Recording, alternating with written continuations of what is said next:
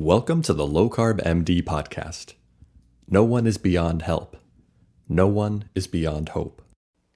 As we have always said, we are bringing you medical information and cutting-edge science, but none of this is medical advice. Please seek out input from your own doctor.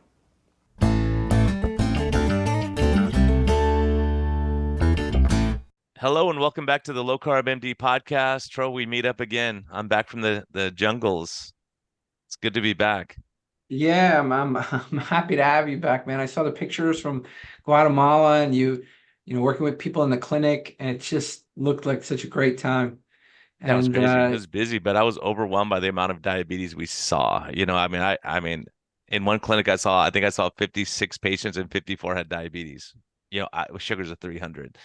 And it's all lifestyle. Guess who beat us there? Soda everywhere, chips, Mazola. They got rid of the manteca. They used to use the lard. They're using Mazola. And like my non-diabetics I talked to were like, no, we use lard still, and they're healthy and they're exercising. And so it's a huge thing. It's a huge thing. But I learned a lot there too from what they're doing naturally to try to help people out and stuff. So hopefully we can merge the two worlds and help some people. So it's good to be here with some guests that have done some magical things themselves. yeah, I can't wait to hear about this story. I saw a bit of it on social media, and I reached out to Scott and I said, guys, why don't you come and tell us your story of hardship, but also working together to lose an incredible amount of weight. So we have Scott and Camille. Did I get that right? Scott and Camille. Yeah, you did. Okay, Scott and Camille. And I can't wait to hear your story. You gave me the honor of sort of giving me a backstory. And it's powerful. It's powerful. And I'd love to hear more about it. Maybe just starting with sort of where life was, throughout growing up and getting to this point where we were like, okay, we got to make a change together. So maybe you guys could give us some of the backstory and who was the initiator on this thing too, and how did it get to you go, let's try something different? So who wants to start? Scott, well, I'll jump in. Yeah. So I was a health teacher, science teacher, biology trained, went through a pre-med undergraduate and went into education. And so I knew it all, except, I taught the food pyramid, and we talked all about grains. We taught people how to lose weight, and I lost a lot of weight several times. Growing up in my youth, I was very lean, very active. But when I hit my 20s, I blossomed or bloomed or just blew up. And suddenly, the weight kept coming on, and I did all the things I was supposed to, according to the government and what have you. I ate well, and sometimes I'd eat too much, but not wasn't always the case. And by the time I hit my late 40s, early 50s, I was up over 550 pounds. And again, I lost 100 plus pounds more than once by, exercising more and eating less, white knuckling. And then, of course, I'd get cold and lethargic, and the weight would come back with some of its friends. Then along 2020, I eventually just surrendered. I'm going to be what I'm going to be. And about in 2020, the fall, we were just completely disabled, and it was us, but it was mostly me. And it got to the point where I couldn't walk any distance at all without being completely winded. My oxygen saturation would peak. The best was in the low 80s, and I would be in the mid 70s. Which was just not a good place to be. And so I sought out my pulmonologist, who I had gone to for CPAP. And of course, I would have a CPAP in that situation. And he started treating me for COPD. And he says, it's medically necessary. You've only got weeks to months to live. You have to get bariatric surgery immediately. And so he sent me off to the Rockwood Clinic in Spokane. And I went to see a Dr. Bright there, and he's like, yeah, we've got to get this, you're in trouble. And so what's happened here is the same thing that happened to Camille, but in a different way. And that is, we looked at our own headstone. We saw our headstone right in front of us, and suddenly We had what every person needs if they want to enter this world. We had a why. And I like to say, your why has to make you cry. It has to be that powerful. And my why wasn't my health. It had nothing to do with me. I was ready to die. I had surrendered. But my why was my grandchildren.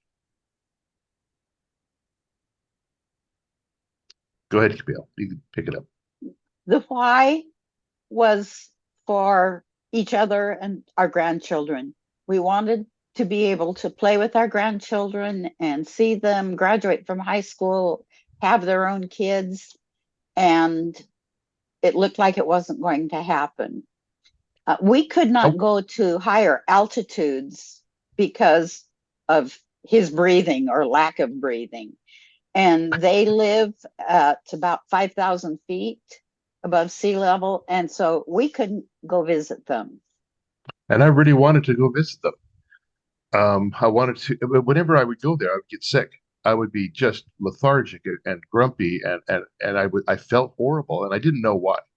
Well, then I learned why. It was because I had no oxygen. And so that was my why. And so I began trying to do what I'd always done. What Dr. Bright, said, he said, go home and lose weight because you've got to lose some weight so I can get into your organs. I can't do this bariatric surgery. You are so big. And so I went home, and this was the fall of 2020, and started to try to lose weight. And for the next several months, I managed to muscle off a few pounds, but again, that just was not working well. And so in March of 2021, I've never been a real religious person. I went to parochial school and I've learned religion, but it never really gelled well with me. I'm an evidence-based person. I like to know mechanisms and evidence, and God just doesn't give you evidence, or maybe He does. I think now, but so I started to pray, and I prayed. They took the word fervent. I redefined the word fervent. I prayed a lot, and then I prayed and I listened. So I didn't come to this the way most people might. I came from prayer, and I started to have, some people might call it inspirations, some people might call it impressions. There were no audible voices, but I started getting the feeling I needed to fast, and for me that was not on my radar. Fasting was never, eat less, not eat nothing. And so I started to fast, or I started to be told to fast. I felt impressed to fast. And for weeks, and I would get these impressions. I'd pray, and I'd pray in the evening, and then I would listen to my thoughts, and I would hear fast, and sometimes Bible verses come to them. And the story of Jesus and 40 days and 40 nights would come to mind. And I'm like, how did he do that? That I couldn't do that. And so basically for weeks, I would get the impression to fast, and it was like a hard no. I can't do that. And then mid-April, I decided to try it, and I went a whole day and didn't eat one thing, and it was a miracle. I did it, and what it really was empowering. And of course now we talk about low carb, and the ultimate in low carb is no carb. It's absolutely fasting.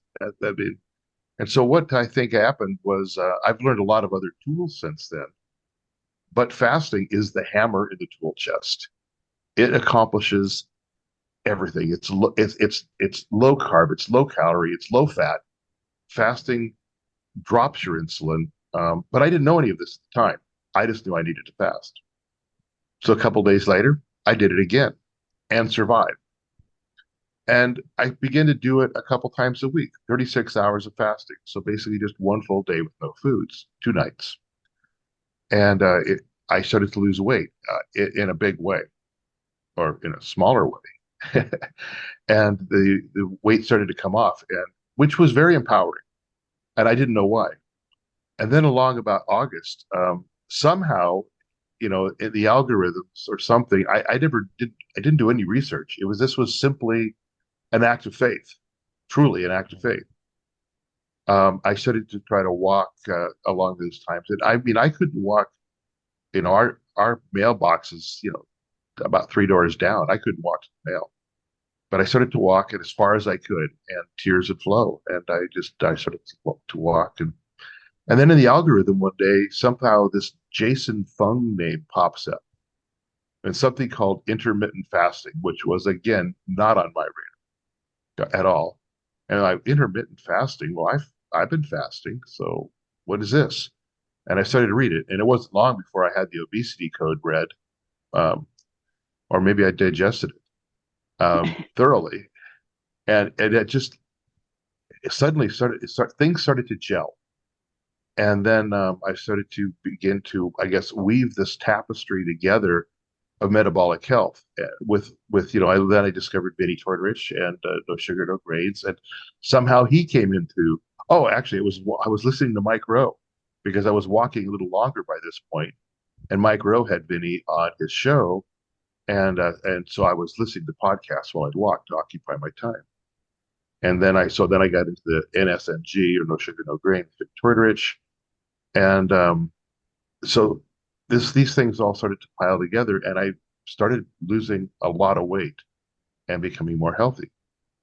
Then I set my sights to Bloomsday, which is a 12K event in Spokane. Now, this was when I said Bloomsday, Camille probably should have just slapped me silly for being stupid, because that was so far out of my league. I mean, at this point, I was walking, maybe a mile a day, and I'm like, next spring I would like to do Bloomsday. She's like, yeah, whatever. So then in 2022, I was ready, and I did Bloomsday. Wow. How much weight had you lost by that point? I'd lost a lot of weight, but my form hadn't changed much. So I think at that point, I'd probably lost about 200 pounds. Wow. I didn't, I wish I'd kept records of all that so I knew exactly when it was, but I lost about 200 pounds by then. And yeah, Well, I was you lost enough that you could weigh yourself on a scale. yeah, because initially, most of my doctors didn't have scales that would even weigh me. And in fact, the home scales that you have, I had to have 2 scales. And I put 1 foot on each scale and use my cell phone to take a picture, because you're balancing on them, and so they don't ever, you can't hit equilibrium. I had one doctor who had a scale that would go that high. So and then I did Bloomsday. Well, then after Bloomsday, I had met my goal. And so what do you do when you meet your goal? You quit. And I'm like, oh, I'm done. And Camille jumped in at that point, and she's like, I'd like to start to walk. And all she was doing was trying to get me to keep going. And it was a brilliant move on her part, because and she was also very disabled. She was a heavily medicated diabetic, shooting about 120 units of insulin a day, A1C of like 9.6, and she couldn't walk. She could walk better than me. She better than I was when I started. So she started to walk then in either late May or early June of 2022. And again, for her, it was, when you first start walking, it's painful. I cried. I had people pull over on the road, pull their cars over and say, "Can I help you? Do you need anything?" I must have looked a sight. And no, I got this. And I would sit on a retaining wall or something to collect myself and keep on going. And so she started walking, and we got to the point where she could do 2 miles, then 2.5. And, we'd walk around these blocks so that we could always break off if we had to and come straighter to home. And we were making progress. We walked through the winter. And Camille, were you doing the NSNG, like cutting carbs and all that at the same time? Or did you not really change your diet yet at that point? Not at that point.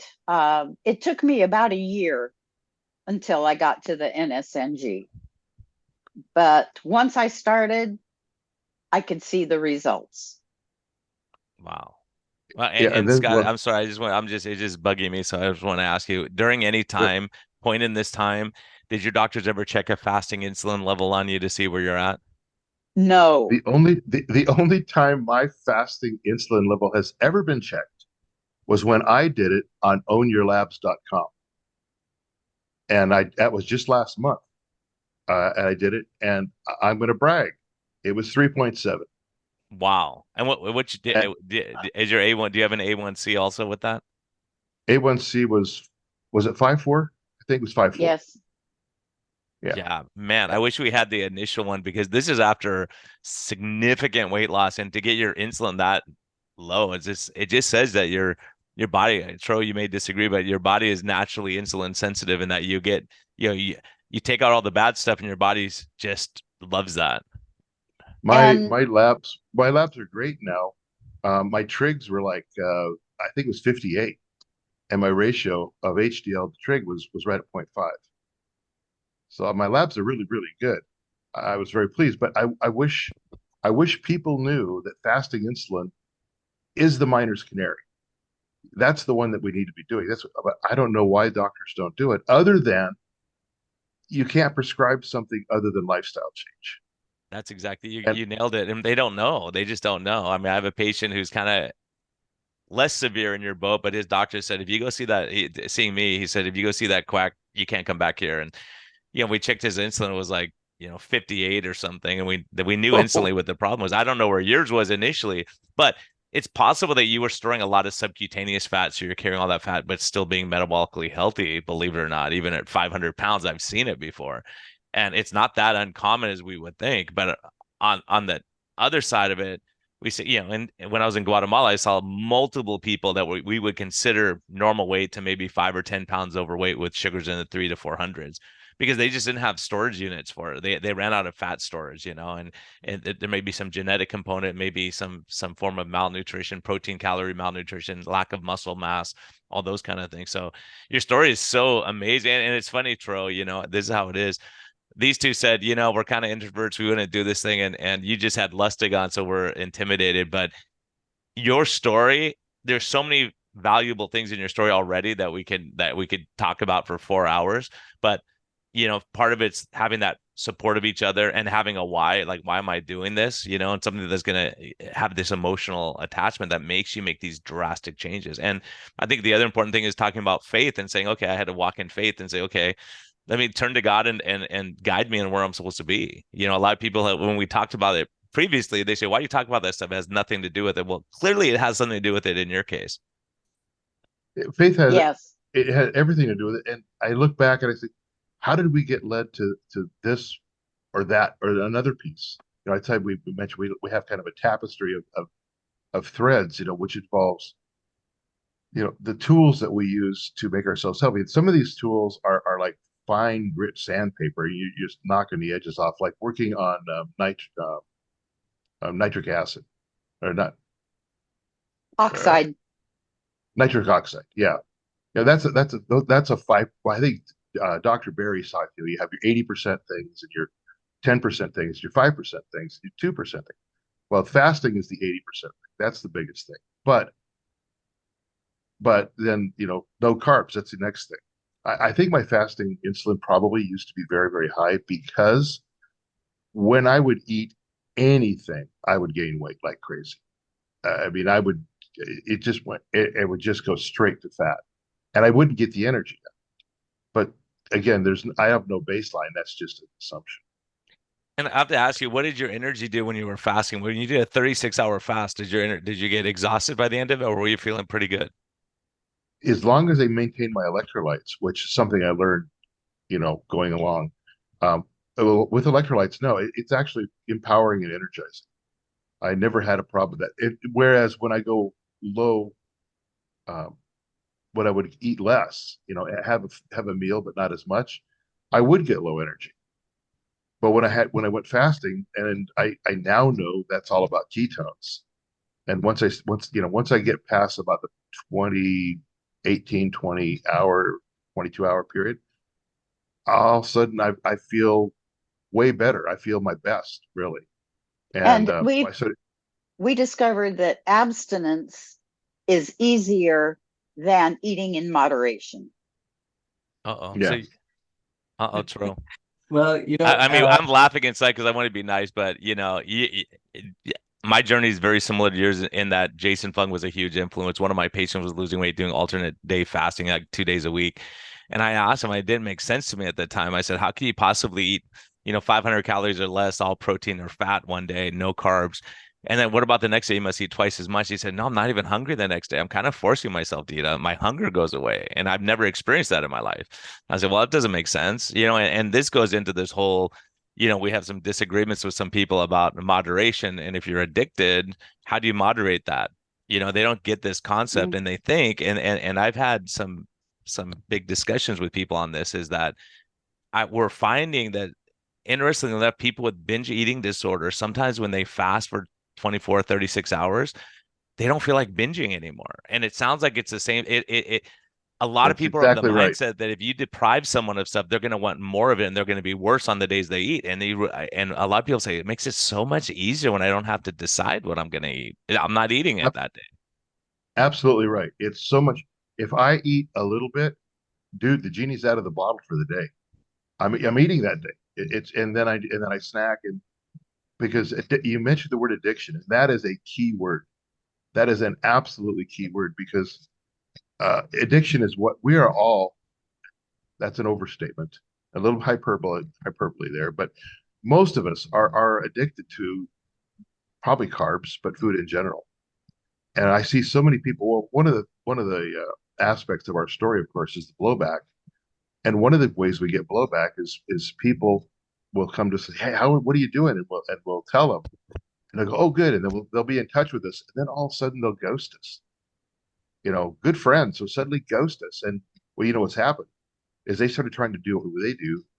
They didn't have a strong enough why. They quit doing it, and they feel ashamed to talk to us. And then and this has happened with my sister-in-law as well. She was we were texting every day. She was like, I'm doing this, I'm doing this, I'm doing this, and all of a sudden, boom, she disappeared. Well, then we just saw her recently, and she's like, yeah, I fell off the wagon.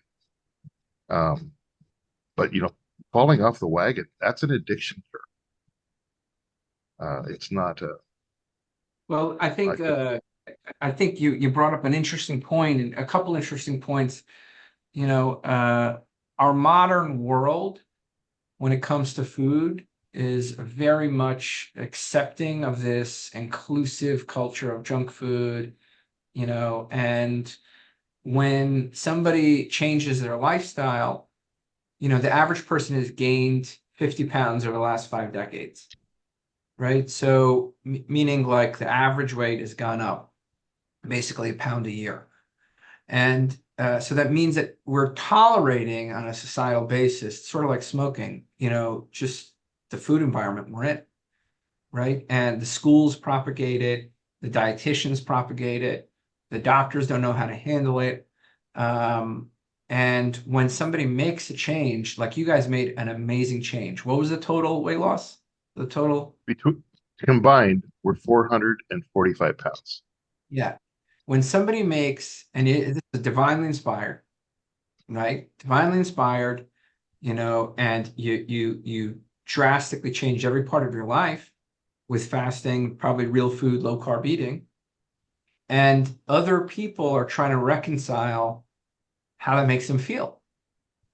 And they are dealing with impulses they can't turn off. They can't flick a switch and not want the foods that they're wanting, and they don't know how to reconcile this. And when they struggle, that intense feeling of shame and guilt, what does it do? It changes their behavior. They're choosing to accommodate the substance and ignore you rather than deal with the substance at hand. So this is, and it's no different in Tro. It's no different than alcohol. Like if you drink and party with your friends and then you stop drinking, they say they don't drink anymore. They're no fun, right? Because they can't give that up, and it's a hard thing. So again, some people can have a drink every once in a while and do fine. Other people, they have one drink and they're in the gutter for 6 months, and so that's for us all individually to figure out, and figuring out like why we're doing this, because a lot of us forget. And the other thing I just want to throw in there it's so amazing about your story is you said you started in 2020 doing this stuff, and that's when we had COVID hit and everyone else gained 30, 40, 50 pounds, and you're losing weight when everyone else is gaining weight because the stress was real, and not being able to go to the gym or interact with family members, and people get lonely. What do you turn to? Your best friend, Cheetos or whatever it is, And Yeah, you're speaking of absolutely right. speaking of COVID, we have friends and acquaintances that we haven't seen in several years because of COVID. And now when we run into them, they don't recognize us. And when I Except by our speak, voice. yeah, Yeah. and by my voice, and then they look and at Scott kind of funny, and they ask if we're divorced and if I'm with another man. Oh my And God. so, yeah, in a way, I'm with another man, but it's a better version. It's the same, man. But yeah, this has happened a number of times now where people who I knew fairly well have absolutely not recognized me. And the most recent one was just a couple of weeks ago. And I said, "Hey, do you know who I am?" He says, "I have no idea." I says, "I'm Scott Page." He says, he just his body just rocked backwards. He's like, "Wow."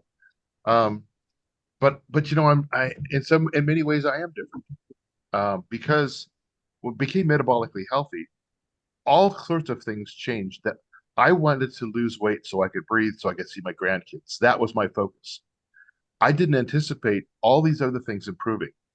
My arthritis is substantially reduced. I have no problems breathing. I'm no longer on that $1,200 a month inhaler. Even my psoriasis has gone away. My athlete's foot, which I battled from the time I was a teen, is gone. Um, that was kind of funny because I kind of discovered that my athlete's foot went away the same way I discovered my social anxiety was. I had medication for social anxiety that I would take on demand, and all of a sudden I realized it had gone a long time. I hadn't refilled it, and I'm like, I have been using it. Wow, that's amazing. Which eventually led me to Chris Palmer's book. But the same sort of thing happened with the athlete's foot. I go in, I'm digging through a drawer, and I'm like, wow, look at all this Lamisil. Oh wow, I haven't used that in 3 years. Well, the I haven't. crazy part is you became an athlete, you started exercising, and your athlete foot goes away with exercise. It's the Well, I'm opposite of what we convinced. tell people, right? Yeah, I'm convinced. And I mean, we went to the gym through the winter, so I'm tromping around in the gym. Um, that's where you're going to pick up athlete's foot, right? But I think I just don't have the sugars in my foot for the fungus to live on. I mean, I say I like mechanisms. I like to know about and that's Yeah, the and it mechanism. could be from the gut, killing off your candida and not feeding it all the time with Yeah, sugar, right? What do you think, Tro? I honestly, I don't know the mechanism. I've got to look at it. Certainly, I've seen different UTIs go down. I've seen chronic UTIs. I don't know, it was shocking because I mean, I was noteworthy for how bad my shoes smelled, and the fact I had just horrible. I mean, I would get athlete's foot to the point where it would bleed, and it was that way from forever. And I didn't miss it. It just went away, and then all of a sudden I realized. But yeah, all these different things have just resolved. Um, in Camille, her fibromyalgia has gone into remission. Her Allergies. allergies like crazy. She's allergic. She was so terribly allergic to nuts, which is gone. But probably her general body wise, her inflammation is reduced. What else have you had resolved? Well, your asthma. Yeah, fibromyalgia, arthritis, asthma, yeah, I, anxiety. Now, I was diagnosed diabetic in 2008. Excuse me. And they told me I'd probably been diabetic for 30 years. And so I kind of questioned why they didn't catch it earlier. And when I was pregnant with They all didn't three check a fasting boys, insulin. they didn't check anything. And It's a diabetic. She's never had her fasting insulin checked, even to this day. Well, when And she was on insulin, it's useless. We could do a C peptide or different Mhm. tests.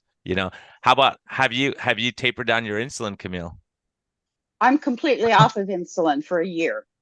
Wait, they said that was impossible. Didn't they tell us that was impossible, Tro? They told me it was impossible. I What is took, your I took, A1C now? my A1C is 6.3 with no medication, no insulin, What was it before when you were on 180 units of insulin? 9.6. Wow. And it was just like injecting myself with fat. I just got heavier and heavier. Now that you're off insulin, have you checked your fasting insulin level? I did about a month ago, and it was 4, Wow. 0.0. 4.0. And it bothers me just a little bit because my doctor, our family physician, usually calls or sends a note after lab work saying, oh, good job. You've got your A1C down. But for fasting insulin, there was no response. And I don't think he knows what to do with the number. I don't think he knows the significance. People don't know the significance. And I've offered like at a big HMO here in town. I said, I'll come talk to your doctor and educate. They said, no, thanks.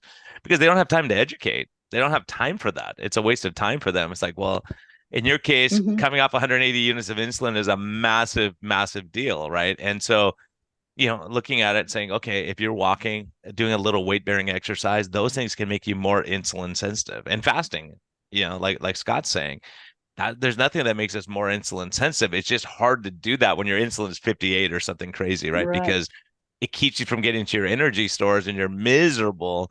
So, Scott, I mean, that's just a testament to faith, or that your insulin was lower than we think it was when you started. Because generally, and I don't know if you see the same, Tro, but if I see someone's insulin above 20, I go, let's not even really worry about fasting yet. Let's get that insulin level down. And once we get that below 10 or so, people can fast and they don't even think about it. I Tro? took Mon I took Monjero for about 11 months, and I was told you have to take this the rest of your life. So But what did your doctor say when you lost all this weight and you're coming off insulin? Was your doctor yeah, curious about what was happening and what are you doing or anything like that? we told him, and he seemed pretty chill. He said, well, I'm glad it works for you, but it's just too big of an ask for most people. Hmm.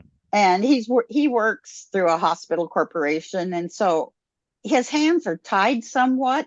He's plugged into his computer and has to go by their algorithms, and it doesn't jive with it. But I mean, nice guy, but his hands are tied.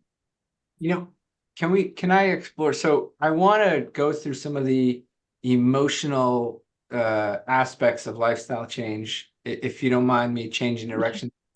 How did you guys support each other in this? I mean, this has been a long thing. Like, this is a big deal, right? And requiring two people to change simultaneously. How did you help each other?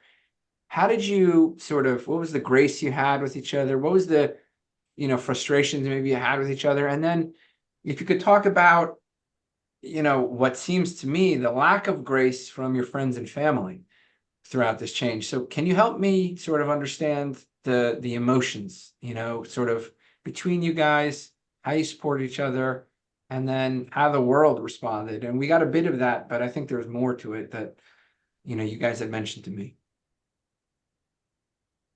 Well, when Scott was ready to give up, I had to give him a push, literally. We're going to go walking, and we would. And there were days that I just didn't want to, and he'd give me a push. And some days it was literally hand in hand to get it done. We had to set a time frame, and we can't just say, oh, we're going to walk today. We would have to schedule it. We're going to go walk at 6 a.m. and then keep that. And I think that was a key part in it. And about a year ago, I got a CGM, and we have a love-hate relationship. But Scott has the app on his phone, and so he can check it multiple times a day, and it keeps me on track. Right, Scott? Well, I think, well, it really does. It helps a lot having us both intimately involved, because we could be each other's worst enemies. If she knows, for example, that when I'm grumpy, Ruffles potato chips would make me happy, and she could very easily be a codependent and see me be upset and go get some Ruffles potato chips for me. But she doesn't do that. She supports the bigger picture. She understands that, and so um, we prevent each other. We don't really prevent each other. We encourage each other. We coach each other. Very supportive. And I guess with her, when she started, I used the thought that I used in education a lot, which was I'm going to stretch her and catch her. And so she would, I mean, initially 2 miles was just a huge ordeal. She'd have to sit a lot, and I would take care of her in every way I possibly could. I mean, I would take a knee so she could sit on one of my legs. I would stop at a retaining wall so she could sit down until she could do more and more. And then she's done the same for me, and we work together in the kitchen. We've recently started a website, which we call it Improvisational Keto Kitchen, where we're coming up with food tools that to help people become not ketogenic. Ketogenic diet is BS, in that most people, what they think of keto is 150 carbs or some ridiculously high number. And you got to get your carbs way lower than that to enter ketosis for most people, especially older people like ourselves. And so we're looking at very low carb, even what somebody has coined the term ketovore, which is the carnivore side of keto. And so we use a lot of those kind of tools to help each other. But we have the same goal, and that is to live long together. And that's, My big why am I doing this was almost exactly a year ago.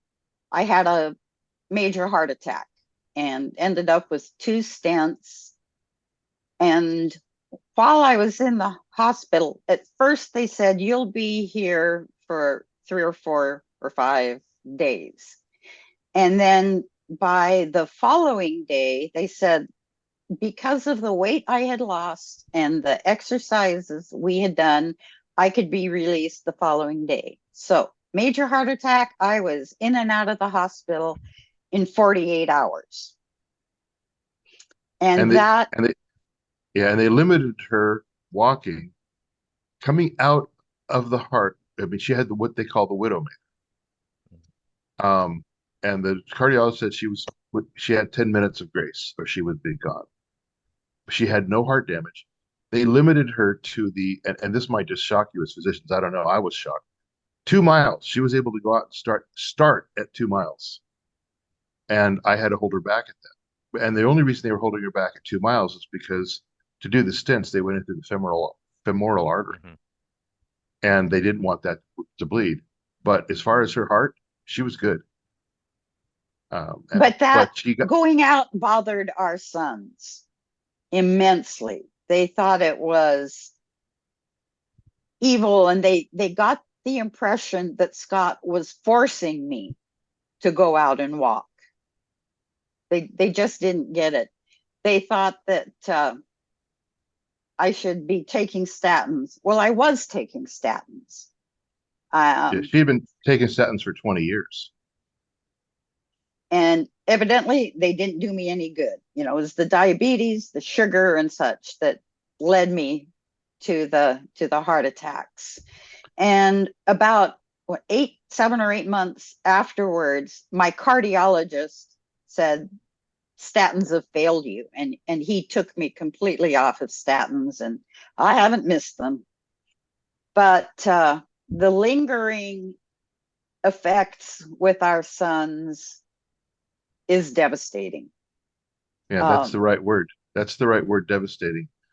So I kind of see where they came from, because they don't live near us. They live about 800 miles away, 2 of them.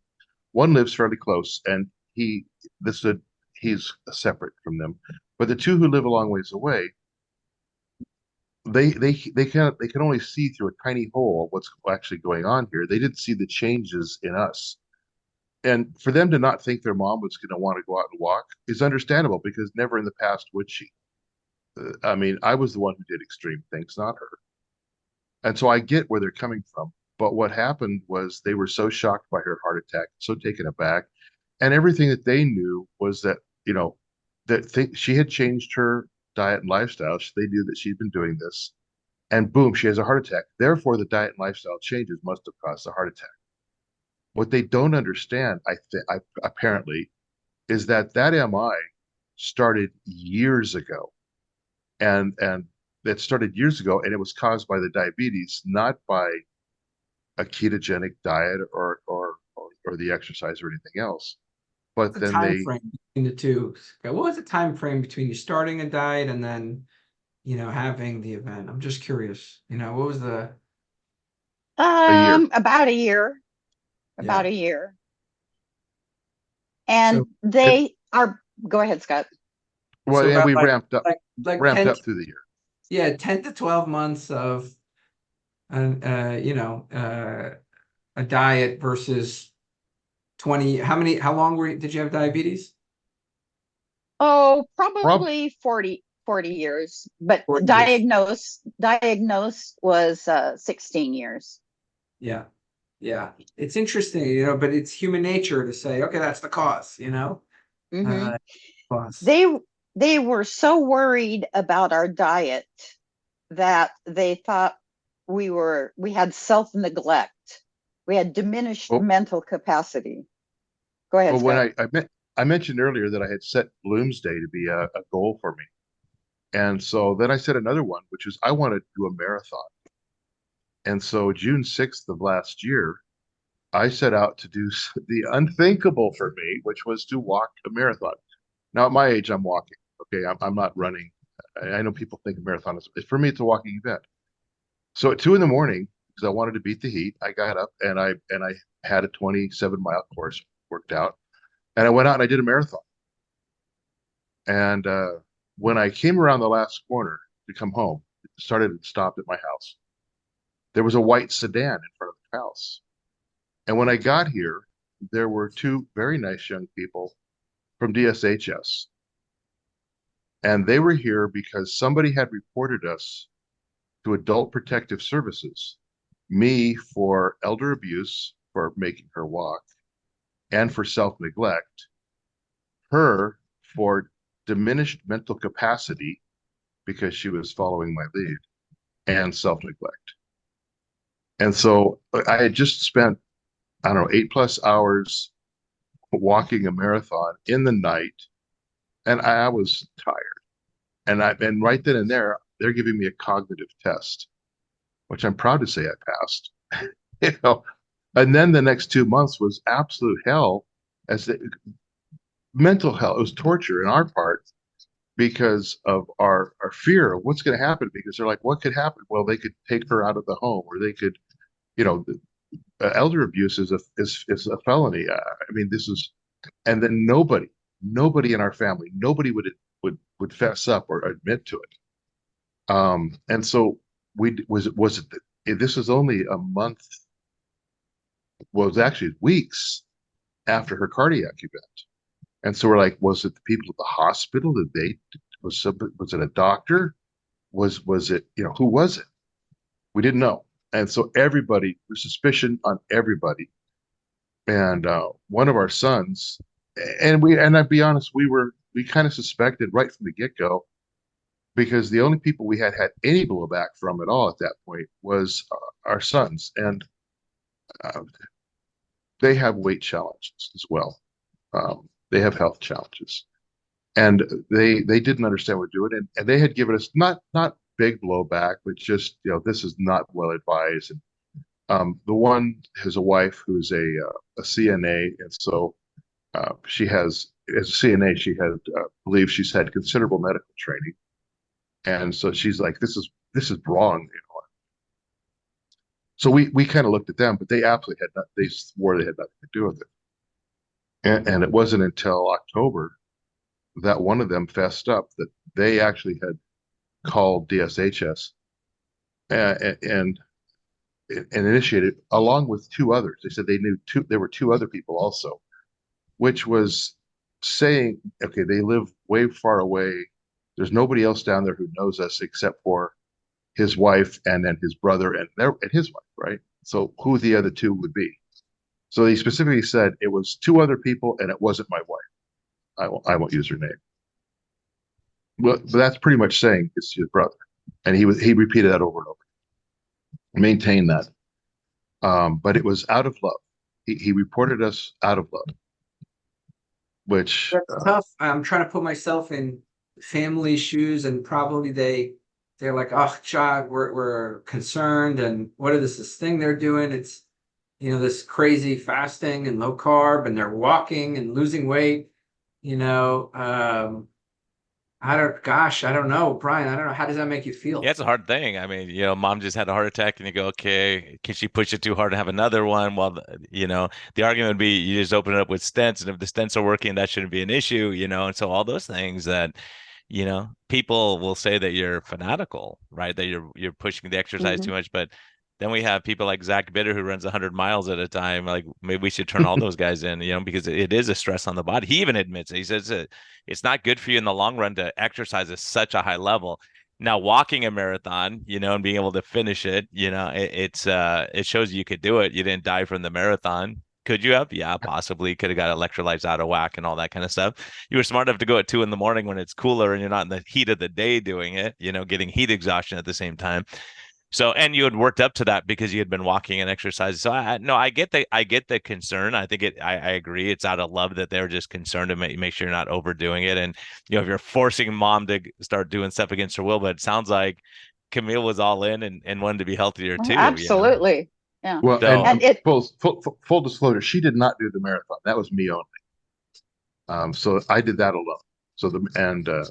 So yeah, she the longest I think she's ever walked in a day is 12 miles. Yes. And that was of her own volition. She's never done a marathon. So that was just me. It just happened, and I did it 5 more times. I did it 6 times last year. man, oh man. I'm going to do another one this year on June. So you 6th. did a half marathon, right? Yes, she did. Yeah. Or Tro? I have. No, I've certainly run more in my life, but yeah, I've done a 5K. Yeah, 5K, yeah. I did a 5K, but that's amazing. Your guys' story is amazing. The sad thing is, at this point, that we no longer have any contact with them at all. Things, from that point on, they just degenerated. And I'm certain that I'm certain that my reactions were not optimal. Their reactions were not optimal, but it basically has led to the dissolution of our family. Now I have another son who only But lives 100 miles. let me ask this question: when you were 400 pounds heavier as a couple, did anyone report you to Adult Protective Services? No, At that point? And I didn't have to go see my doctor before I bought some Oreo cookies either.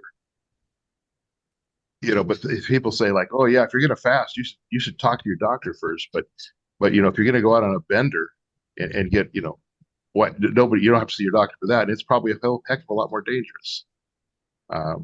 It's kind of a weird world we live in that respect. So a third son who lives close, he's also started to do. We each of us are a little different because we each have different needs. But he's lost 80 pounds, and he's more closely follows Tortorich's NSNG protocol, and he's 100% in support. But unfortunately, he's also been cut off with his brothers because it's turned into 2 camps, apparently. Yeah, it's a hard thing, and it's amazing. It's over lifestyle stuff, and it's hard. I see people, the family's vegan, and people start eating meat, and they get extra, they get kicked out of the family, and that, or they become vegan, and people don't want to invite them because it's such a hassle to make vegan food for them at Thanksgiving, and so there's our political beliefs, whatever it is. I mean, these things can be so divisive in a family, and it's hard, especially when you're trying to really help. Like if you sit back and say, okay, they're way healthier than they were. They're making an effort. They have a why. right? And you're trying to accomplish certain things in life, and so yeah, it's hard when you're doing. It's not like you're out smoking crack every night, right? You're trying to make your lives better, and you want to be able to. You have a goal of being able to play with your grandkids and all that, and the lifestyle you have now allows you to do those things that make life meaningful for you. But they don't allow us to do those things because we can't Now you now can't because just yeah, yeah, because it's which is just it's upside down. I mean, that it's just upside down. Yeah, I mean, if we were just out smoking crack, they go, oh, that's just mom and dad being mom and dad, you know, or something, like that. But to go out and make yourself more healthy, I just and the thing is, they haven't seen us since we've got more healthy. We live so far apart, and we don't get together because of the distance on a regular basis. They don't understand that we are, uh, and Camille has become much more extroverted, and her friends will tell her, "Wow, you're really come out of your shell," or however they say it. And we're very active. And my one son says, "I knew something was really different when you got down on the floor to play with my kids." And he says that's when he decided he was going to start working on his diet. And so he does NSNG. He fasts a little too. he's down 80 pounds, right? And so that's a good thing. So hopefully with time, your other two kids come around and they start realizing that, what you're doing is better for you and to be around for the grandkids. And so hopefully, if you ever want to do a family get together discussion, Tro and I would love to have you all on and see if we can mend fences a little bit. Can I say something? Thank you.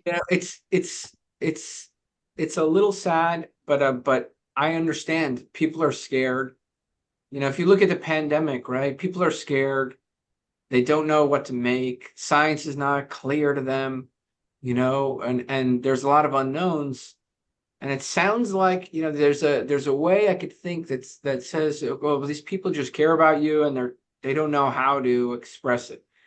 And they don't realize, but in reality, what's gone on between you two is so beautiful. It's like you've been inspired to sort of change, and you both have supported each other despite, hardships. You guys are thriving. You've lost an incredible amount of weight, despite some setbacks. And it's a warming story sort of against that systemic struggle, people challenging you and finding what you're doing awkward, and yet you're persevering. It struck me as an interesting story to tell. Other people need to know that if you pursue something like this, you have to avoid what I call the reformed smoker mentality. Mm-hmm. The guy who stops smoking and then he wants everybody to stop smoking.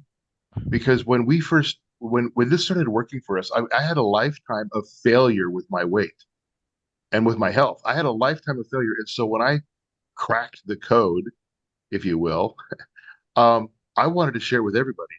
And I was probably too Zealous. zealous in trying to share it with others, including my sons. Now, I mean, because I'm like, look at this. I've discovered gold. Well, yeah, and Scott's the same thing with faith or religion. When you get saved, and now you want everyone to, like, it worked for me, so I want everyone to do what I want. And then people are like, I don't want to hear it. Leave me alone. I just want to do my job and go. You know what I mean? So Right. It has to be a receptive audience. That's one thing we all learn. It's like, okay, are you into it? You kind of have to read the room and go, okay, if you don't want to talk about it, because I have friends even now, if someone else is saying, oh my gosh, I'm doing low carb and it's working, I feel great, they'll like leave the room. They don't want to hear it. They don't want to talk about it. They don't want to, because they don't want to stop doing what they're doing. They enjoy their cookies and donuts, right? They don't want to be, it's the same thing as, like, if you're not living your life right, you don't want to hear about church stuff, because that's the last thing you want to hear. And so that's it sounds like you've matured in that way too, is saying, okay, I can't tell everyone they have to do what I did, because your religion may not be the right religion for everyone, or your diet may not be the right. If people hate meat or they hate vegetables, and it's like, okay, we have to figure that out. And that's part of the maturing process. And that may be something where, it sounds like you said, both your sons have weight struggles, and it's for them to say, I have to give up these things in order to do this. I don't want to hear about it, because that puts the responsibility on them. People don't see themselves as they really are. I look back at pictures of me from 5-10 years ago, and I'm shocked. I never saw that person in the mirror. I never saw that person who was that fat. we don't see ourselves as we are. We don't see others. And now when I go to the store, it's hard not to feel sorry for so many people that I see walking around or trying to walk around the stores, because I see the world differently. It's like I have a different pair of glasses on. And so when they look at themselves, they don't see what we see. And I never saw what I saw. And I gotta do one shout out, and I'm gonna use the name. There was a coworker I had when I was still before I retired. His name is Greg Kelly, and he came. This is so powerful. He came to me one day. He says, "Hey Scott," he said, in the nicest way possible. This was not fat shaming. He says, "I'm really worried about your health." And that stuck in there in my head. It got down in there. It's a little worm. It crawled around. And when I got healthy, I reached out to him and said, "I thank him so much." Just as an aside, the 2 social workers from DSHS now practice intermittent fasting. Oh, I needed that Oh, humor, that's Camille. great. That's I great. need So that all those charges and whatever got dropped over time. Yeah. Yeah. Once It they was talked all to you and there's realized that you weren't as nutty as everyone thought. It's like, well actually, if they did it, we can do it. Yeah. he almost apologized to us at the very end. It was as close to an apology as you can get. And then we reached out to him recently to find out. We wanted to find out if there was how many people had actually made the report, and he assured us that there was only one at that point. And that's when we found out that he's been intermittent fasting and having success with it. That's some humor I needed. But look at how powerful human connection is, and look how powerful faith is. I mean, here somebody told you, like, in a non-judgmental way, like, I'm so concerned about you, and the impact it had on you, and somewhere the light bulbs turn on and you turn to faith and you guys come together, you two as a community, and you grow. And it's like a warming story, and against such an environment of adversity. Yeah, and I think it's a loving thing. Say, hey, I'm concerned. It's like, oh my gosh, look at you, you're disgusting. Those kind of things are not helpful. That's what we're talking about with fat shaming. But to say, it's like, I see your back hurts. It's a struggle for you to stand up. Or, maybe if we make some changes, see what happens. And it's just like and anything. Not even a family. Yeah, not even a family member. He's a coworker. That's the kind of thing a family member. But family members sometimes aren't as graceful. Well, and I think the other thing is when, like what your doctor basically was saying, it's non-sustainable, so it's too much to ask of people, but at least give them the option and then they could decline it or not. I heard that with seizure disorder. They could say, well, we never told you about this because it's so restrictive. We didn't want your kid to have to go through that. Well, having a seizure 12 times a day is not restricted for the kid, and then once they make those changes, they realize, oh my goodness, mental health, all these other things with mitochondrial, we're just scratching the surface of what can happen. Both of you are saying that your mood, anxiety, social phobia, all these things get better over time by you taking. It's not a drug someone threw at you. You had to do it yourself. There was no drug that was going to fix that. And also, I think the really critically important part of your story is that you both supported each other in this step. Camille, it took you a little bit longer to jump on, but you saw that he was consistent and he was having results, and you jumped on also. And then you booted him back when he was going to go off track. Because so many times, once people get to be in the 400, 500-pound range, I've seen it so many times that the partner, the husband or wife or family members sabotage them, and they bring home cookies and donuts and cake because if they lose weight, they may leave. They may find someone else and leave me. So it says something solid about your relationship in that you support each other in making each other better and healthier. And that's so, like, Tro is the first to bring that up, that when we talked about these things on the podcast, the importance of family support and stress management, because those are the two killers: lack of family support. And you may not have family support outside, but you two, which is the most important relationship, having support of each other. Because like you're saying, so many times you say, well, let's just go get ice cream, we had a hard week, and then the other one says, no, maybe not this time, maybe next time, and then the other one's stronger the next time. It sounds like that's what you were doing to help each other through and not slide back to where you were. Exactly. Yeah. And we just did our second Bloom's Day together. She did it last year for the first time, which was my second, and then this last Sunday we did her second, my third, together. And just to underscore your point about doing it together, we held hands for the entire thing. The Wow. whole 12K, we held hands, which ended up being helpful because she ended up having severe lumbar cramping the last 3 miles, and she persevered. She, I got to say that when you're doing these things, it's not easy. Sometimes people they hit a little obstacle and they quit. But she continued to say for those last 3 miles. I mean, I've got some video of her walking, and it looks horrible. She's so stooped over, but she would say, "Failure is not an option," Wow. over and over again. And Being stubborn but is a good thing, to a It degree. can be. Mhm. Yeah.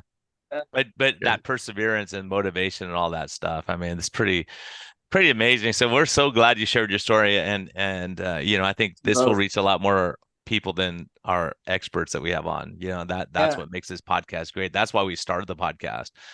But it's also important to hear, Jason Fung and all these people, the people who criticize Jason Fung. I never heard anyone yet on the podcast or anywhere I've been or anyone in my clinic or any of my experience where they say, well, that person really saved my life. But we can say that Jason Fung has saved multiple lives, including, mine and yours.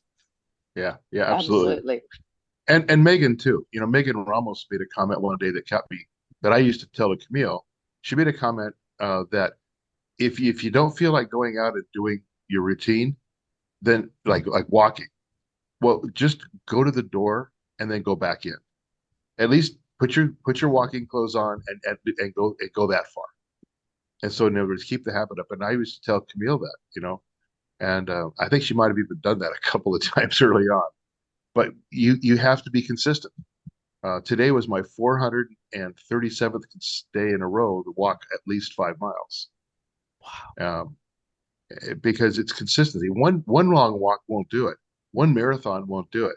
It's the same thing every day, day after day, consistently. Because one walk or missing one meal won't do it. One fast won't do it. And falling off the wagon once is not a problem if you jump back on. And that is key. You just have to stay the course. Yeah, and fall off the back of the wagon, not the front, because you get run over. That makes it a longer recovery time. But that's true. I mean, those things, like, these are critical things. I think it will help a lot of people. So if people want to track you down or get to your website to see your cooking, do you have a website we could recommend? We could put in the show notes, or how do people, if they want advice or they want to reach out to you on social media, how do we do that? Well, we do have a website. It's www.improvisational hyphen or stroke keto stroke kitchen.com. And we've just started. We're putting up one recipe a week. The first one we put up was one that we developed ourselves. It's called chup cakes, and it's a cream cheese and egg and a little almond flour based Coconut flour.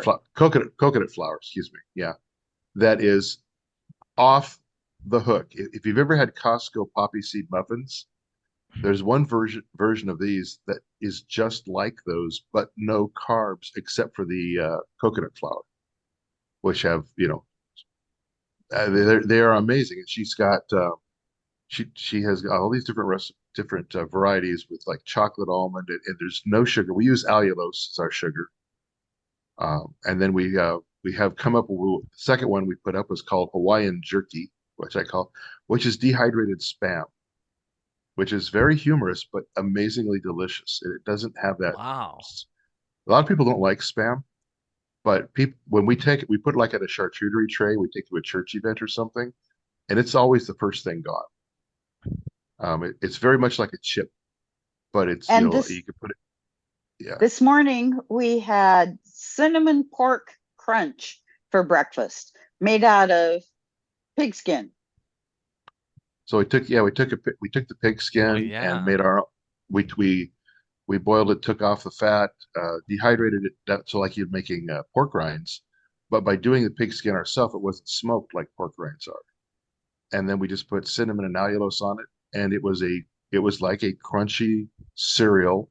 It was a crunchy cereal, but no cereal per se, and it doesn't get mushy. Okay, what was And it? so that Improvisational keto Yeah, Kitchen. yeah. Kitchen. Kitchen. Brian's typing it in right Man, now. I'm like going there right He now. wants the Yeah. cinnamon toast crunch recipe. You know, the carnivore cinnamon toast Yeah. crunch. Guys, thank you No, it's so awesome much. stuff. Yeah, guys, both of you, thank you, Camille, Scott, Brian. As always, it's a pleasure. We'll put that link in so people can get your recipe and can find you on social media if they have any questions. Just an inspiration. I know Brian agrees, right? Absolutely. More recipes And every no, week. I was glad maybe if we have a 2 minutes, Tro, to pick your brain on this. Have you been looking? I have like a bunch of studies here looking at allulose, and it's actually pretty interesting on improving insulin sensitivity, maybe decreasing glucose absorption in the gut. Ben Bigman said something about it about a month ago, of course, way before, and I was like, wow, that's kind of intriguing. Some of the data they're saying it's supposed to increase the sensitivity of muscles to insulin. That's Yeah, what I've seen. And could Perlmutter's be all about that too. could be a good option. Could be the best option. Certainly, like at some point, somebody's got to look at all these head to head, figure out what's the best. But it looks like the early data is better than the rest. Yeah, I'm going with allulose. Yeah, I think you that's the way to go. get to pick the same side as Ben Bikman. So Yeah, I mean, it's like That's a safe cheating. bet. That's cheating. I know for sure. that's a safe bet. You know. So, all right. Guys, thank you so much. Thank you Thanks so for much. joining. Thanks for sharing your story, and thanks for coming on. I know Been a pleasure. doing this kind of stuff is not the number one on your list, so we appreciate you joining us and sharing your story. It's hard to be an introvert and come on a podcast, but you did great. You would have tricked us all that we would think you're extroverts coming out. Thank you. So, Thank but you thank you very for sharing much. your story. It's pretty amazing. Our pleasure.